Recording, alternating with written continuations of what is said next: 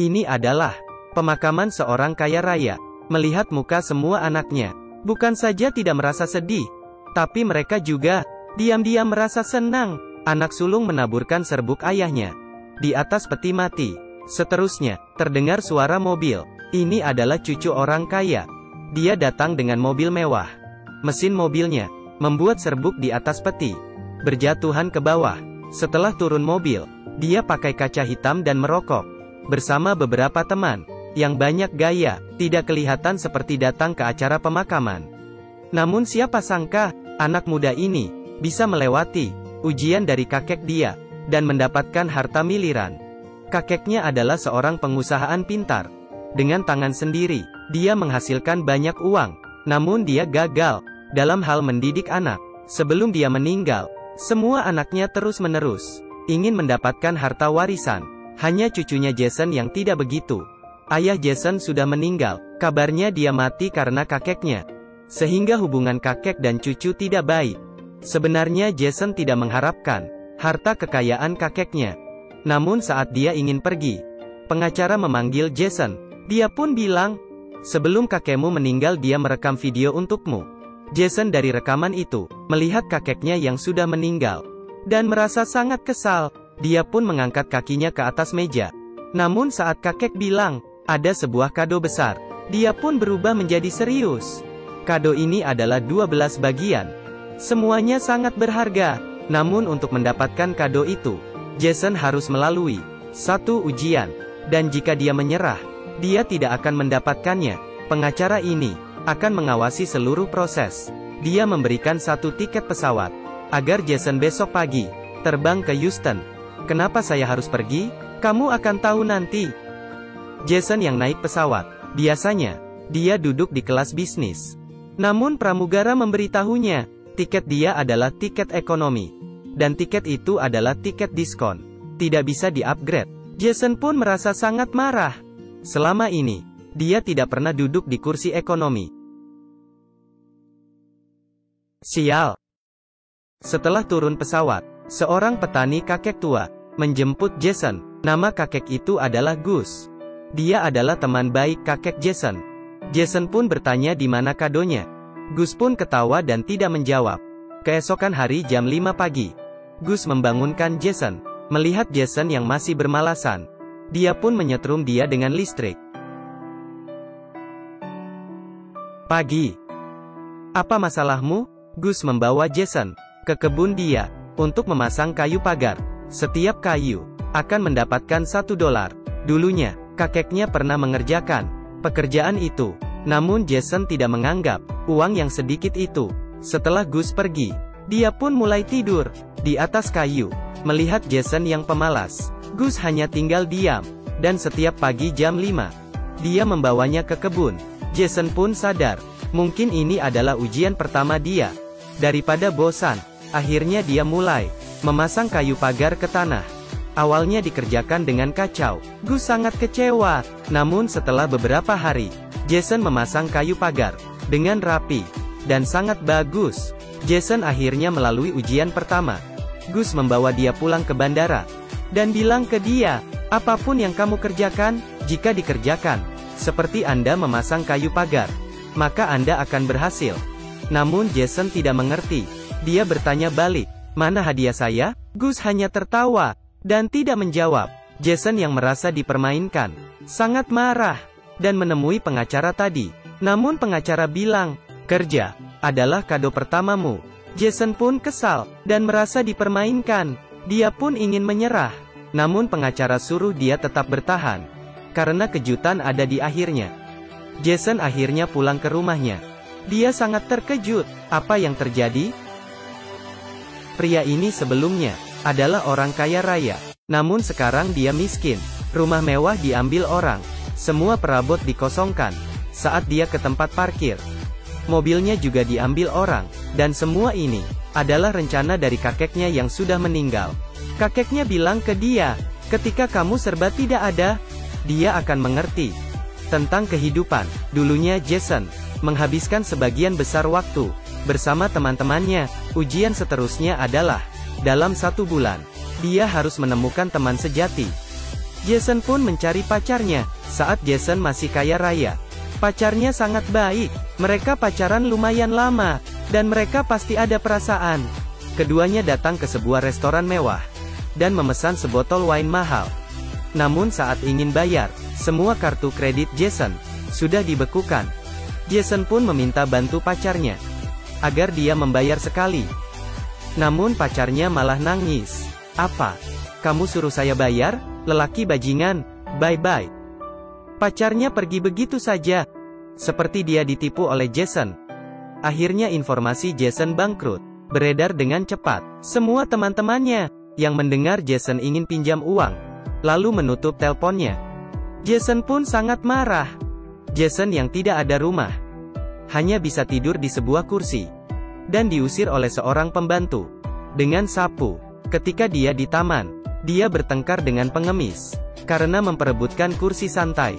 Mereka ingin menentukan dengan tos uang koin. Namun, setelah mereka mencari, tidak ada uang di celana mereka. Saat itu datanglah seorang anak kecil dan memberikan 1 koin. Saat Jason melempar koinnya, pengemis menangkap koin itu, lalu dia pun kabur. Jason pun kesal dan merasa dirinya sangat bodoh dan terus-menerus dikerjain orang. Jason yang tidak punya uang akhirnya melihat dunia yang nyata, melihat mantannya yang ada pacar baru. Dia merasa sangat sedih. Sudah hampir 1 bulan, namun Jason belum berhasil menemukan teman sejati. Hari itu, saat Jason terbangun dari tidur, melihat pengemis serang mengganggu ibu dan anak, dia pun meneriak dan mengusir pengemis itu. Mendengar cerita Jason, Emily yang ingin membalas kebaikan Jason setuju untuk menjadi teman sejati Jason, agar Jason bisa melalui ujiannya. Jason membawa Emily bertemu pengacara. Pengacara tanya ke Emily, apakah dia membuat kesepakatan dengan Jason? Emily yang pintar pun menjawab, "Apa keuntungan saya bersepakatan dengan dia?" Emily pun bersumpah dengan pengacara, dia akan menjadi teman sejati Jason selamanya. Namun Jason tidak berpikir begitu. Setelah berhasil, dia pun meninggalkan anak kecil itu. Dia tidak sadar, Emily yang sangat sedih, walaupun dia masih kecil. Namun dia sangat pintar. Akhirnya Jason menerima sebuah tiket. Dia kira dia bisa dapat harta warisan. Namun setelah dia lihat, angkanya sangat sedikit. Itu adalah gaji dia di kebun, sebesar $1.600. Kakek berharap Jason bisa pakai uang itu untuk membantu orang yang membutuhkan. Jason terpikir pengemis kemarin, dia ingin kasih $100.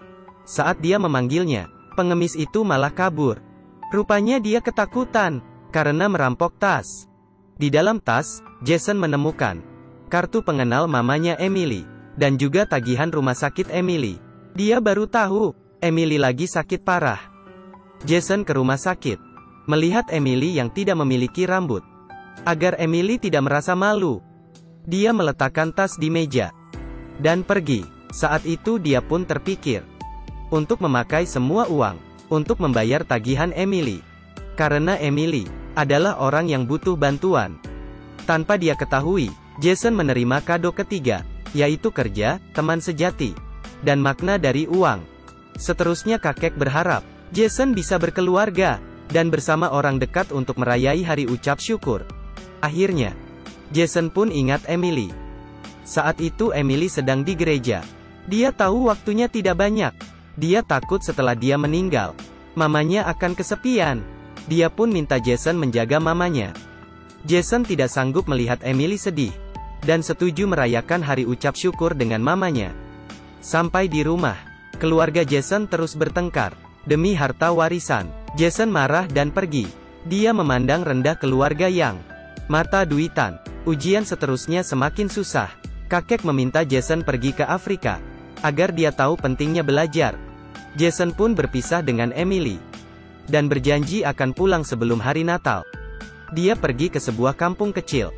Kehidupan di sana sangat susah. Namun semua orang sangat bahagia. Jason bekerja di sebuah perpustakaan, yang didirikan oleh kakeknya, dan belajar banyak ilmu dari buku. Jason datang ke sini, ada alasan lain. Ayahnya dulu meninggal di situ. Hari itu, Jason bersama warga setempat pergi ke lokasi kematian ayahnya.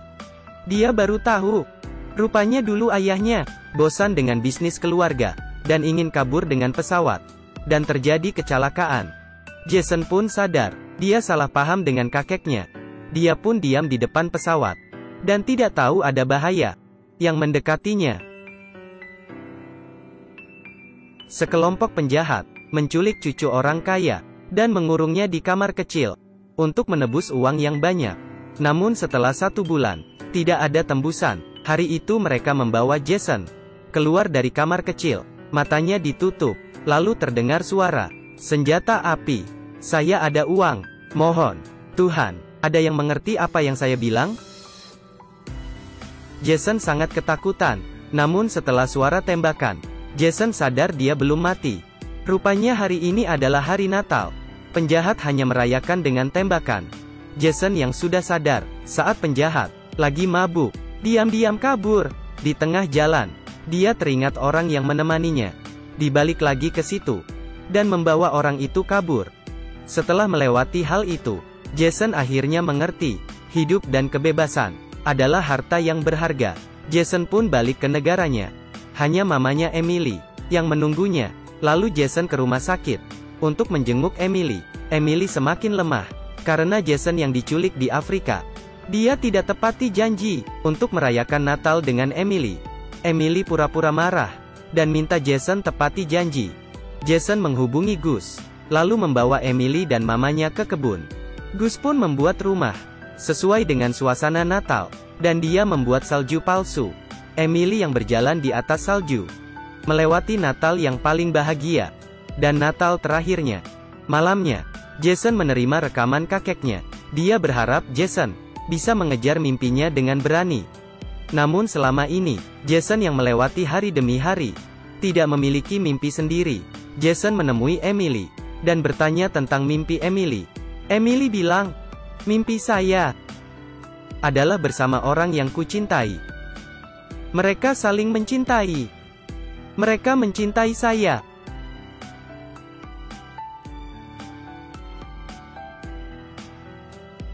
Jason sangat terharu. Dia menemui pengacara itu, dan memberitahu tentang mimpinya, untuk membantu orang lain, untuk mencapai mimpinya. Setelah dengar itu, tanpa khawatir dia memberikan cek $1 juta kepada Jason. Setelah melewati ujian-ujian, pertumbuhan Jason membuat semua orang terkagum. Jason menjadi orang kaya lagi. Namun dia tidak kembali ke kehidupan dia dulu.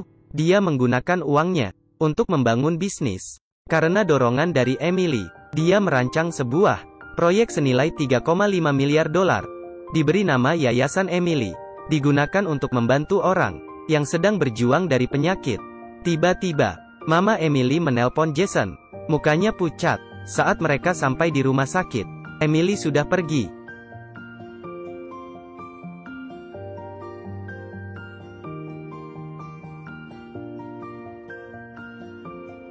Kepergian Emily menjadi penyesalan terbesar di hati Jason, karena Emily tidak bisa melihat pendirian yayasan atas nama dirinya sendiri, Yayasan Emily. Tidak lama kemudian, pengacara menemui Jason lagi. Kakek memberikan kado terakhir, seluruh warisan kakeknya. Jason sekarang sudah memenuhi syarat mendapatkan warisan dari kakeknya sebesar $20 juta. Jika tidak inflasi, ini adalah ratusan miliar rupiah. Selama ini, Jason melalui banyak ujian, dan mendapatkan kado berharga, makna dari pekerjaan, nilai dari uang, persahabatan yang berharga, belajar ilmu baru, keluar dari masalah, memiliki keluarga, tertawa dengan hati yang bahagia, melalui hari yang sempurna. Di hari-hari yang sangat sederhana, Jason belajar untuk bekerja keras, dan berterima kasih, dan menemukan mimpinya sendiri. Terakhirnya, dan yang paling penting, dia mendapatkan cinta kasih, dan kekuatan dari orang terkasih. Film ini adalah The Ultimate Gift. Seperti film sebelumnya, The Ultimate Life. Teman yang tertarik, bisa coba cari, ditonton bersama akan makin bagus. Kebahagiaan orang kaya, kita tidak mengerti, namun jika hidup dengan baik, setiap orang akan mendapatkan kado yang paling berharga. Baiklah. Film berakhir di sini. Terima kasih. Sampai ketemu lagi. Bye-bye.